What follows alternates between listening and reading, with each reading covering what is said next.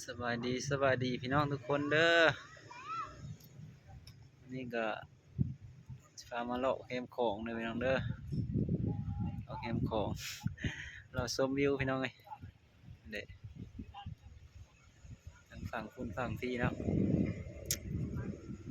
ฝั่งฝุ่นบ่ได้ข้ามเด้อพี่น้องเด้อบ่ได้ค่อยเห็นว่าซั่นเนาะ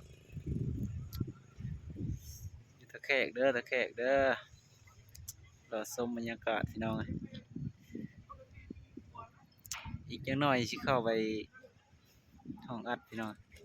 อย่าลืมนะพี่น้องเด้อเข้าไปติดตามท่าเด้อ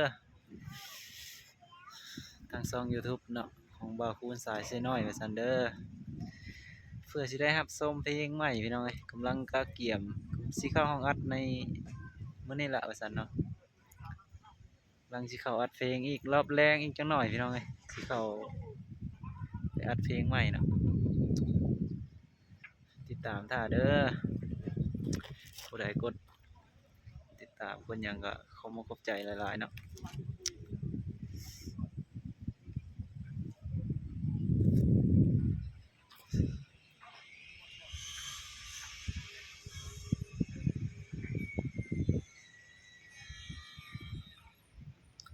แสงแดดแรงเกินพี่น้องเอ้ยกล้องก็จน